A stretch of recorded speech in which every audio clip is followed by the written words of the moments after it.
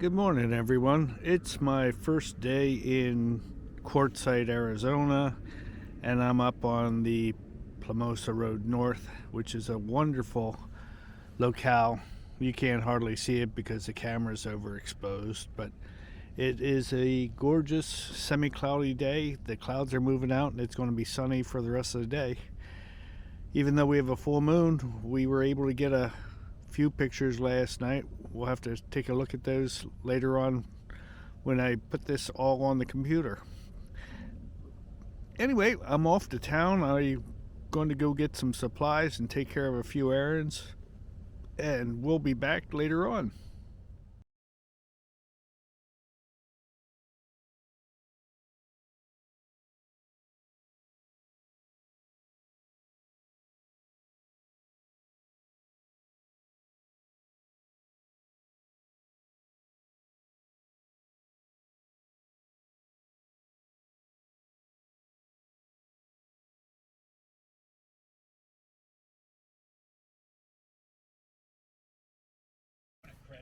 Well, it's night number 2 here in Quartzsite.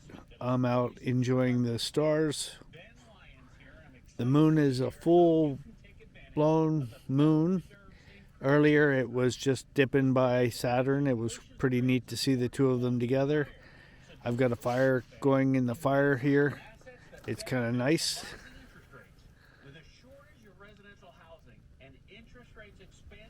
And the telescope's running, so we'll see what happens. I set it up for taking the Cocoon Nebula. We'll take a shot of it here, see what you think of it.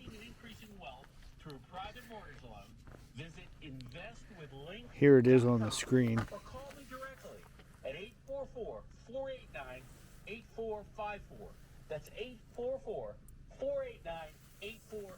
So we'll see what happens. It's not a bad deal.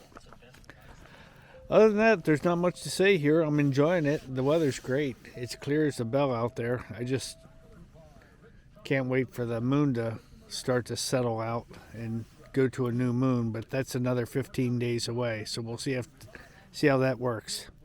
Anyway, we'll catch up with you guys tomorrow.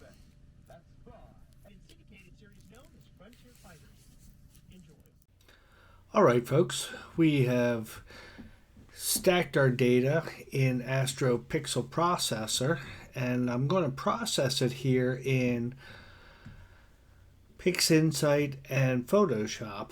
So I've taken our stacked image here and I've opened up the screen transfer function, and I've stretched it once.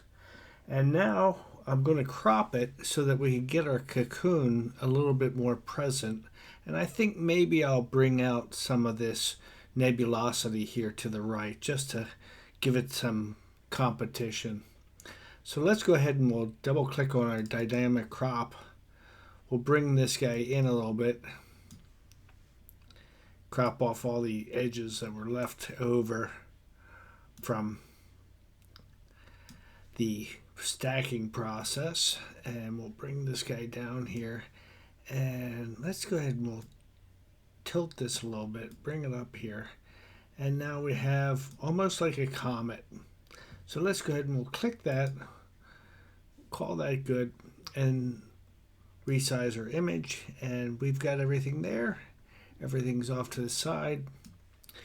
And now let's see what else we can do with PixInsight and make it happen. Let's go ahead and do dynamic crop here. And we've done that.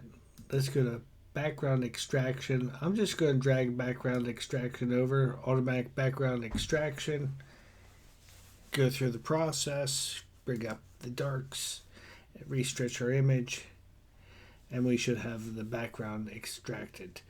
So at this point, I'm early in the process. I think I'm going to use the blur exterminator from Russell Croman. That's under deconvolution, and I'm still in the test phase for that. I've got 9 days left on it, so I figure I better use it up or lose it. So let's go ahead, and I'm going to just use the default values for that, because I'm not one to be nitpicky about control parameters and see how well that does it all up. That should take a minute or second. There we go, we're done. And as you can see, it greatly reduced the stars and gave us a little bit less to worry about. Let's do a color calibration. And once again, I'm not going to worry about selecting a background or anything like that. I'll let the software do it all. I'll just drag my color calibration tool over. Close out my black and my stars. Restretch the image once again. And then let's go ahead and transform this to a non-linear image. So I'll go ahead and open up our histogram transformation. And I'm going to take our screen transfer function, drag it up to the bar there, and you can see our linear function went to a non-linear function. Go ahead and drag that over to the image itself. It'll make the image all white. And I come back down here to the screen transfer function, hit the reset, and we now have a non-linear image. I think that's pretty good. I'm not going to do anything else. I'm not going to do any noise reduction or anything like that. I'm going to do everything like that in Photoshop, and we'll see how we go there. But let's zoom in here and see what kind of image it looks like. As you can see, it looks pretty good. There's some pretty good definition there. And I think we'll be able to get rid of most of the noise here and make this image pop a little bit better. So let's go ahead up here. Whoop. And we'll file and we'll save this guy to our desktop. And I'm going to save it as a 16-bit TIFF file. We'll choose TIFF here. And we'll leave it here at IC5146. And we'll just put it on our desktop. That way it's easy to find. We'll save that. Choose 16 bits and hit OK. And away we go. Now, of course, my processing methods and everybody else's are different. So you can take from mine whatever you'd like to and leave the rest. So we have that image here. We're going to click it and open it up with Photoshop 2023. And there it is. So here's our basic image. It's stretched, it's non-linear, and I think the first thing I'm going to do with it is I'm going to do a levels adjustment and bring out the nebulosity. So let's go up here to Image, Adjustment, Levels. And you can see here by the curve that we've got a little bit of dark we can bring back in. So I'm going to bring my dark up a bit, hit OK. That's looking good. Let's go ahead and run this through a couple more times, see if we can get any more data out of it. Over here in our mid band, we've got a little bit of data left there. Let's bring that up a little bit. Hit OK, go back, rerun it again, and I do it in different iterations like this. That way it gives the photograph enough room to express itself, and it also allows me to get as much data as possible without over compensating in one adjustment or another. Let's hit OK, and I think I'm going to do one more mid-level adjustment to bring out a little bit more light here. There's a little bit of a tit there. I'm going to bring this guy over just to about that level. I'm going to call that good. Okay. Normally, I duplicate the image so that I can see what it looked at before and after. But for purposes of this video, we're not going to go there. We're just going to go and do that. So let's go ahead and let's do some noise reduction next. We'll go to Filter. We'll go to Topaz Labs, Denoise. Pull that guy open. And it's processing all these images, and it gives me 4 different variations. We get a little bit of specularity there. This is fairly good. It's a little bit mottled though, This is speculations also. This one's about the best. It's called Severe Noise. I think that's going to give me the best image for the money. So let's go ahead and we'll apply that. It's processed, and there we go. We've got that going on. Now, I've got quite a bit of nebulosity in this image. I think what I'll do here is I'm going to pick a dark spot with my color sampler tool. Whoop, that's not my color sampler tool. Color sampler tool.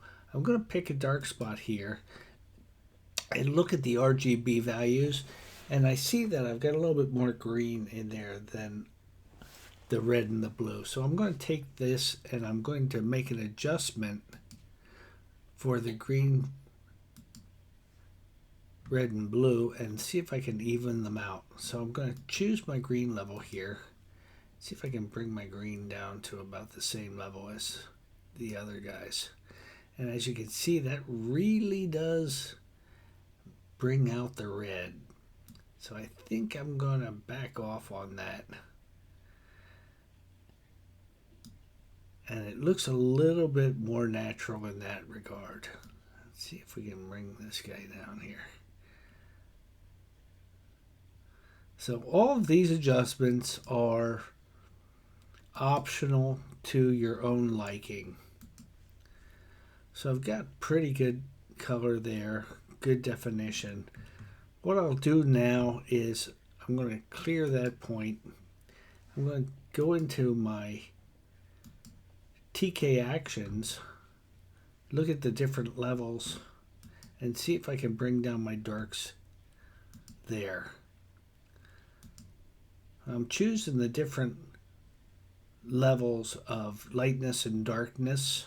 And as you can see here, this particular level of darkness, the level 3 darks, has about as much of a dark portion in it that can be adjusted. So I'll go ahead and take that over and go to my levels and see if I can bring that down a little bit.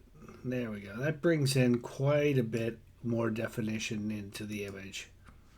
And if we go here and look at our eyedropper tool, we can see that really made that image pop. So that's good.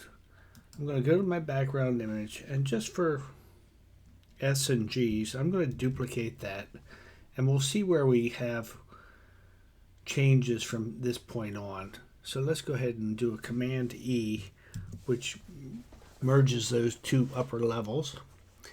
And what else can we do here? I think we can sharpen up this image a little bit here. We can either use Topaz Sharpen, excuse me, or we can use another method that I learned long ago.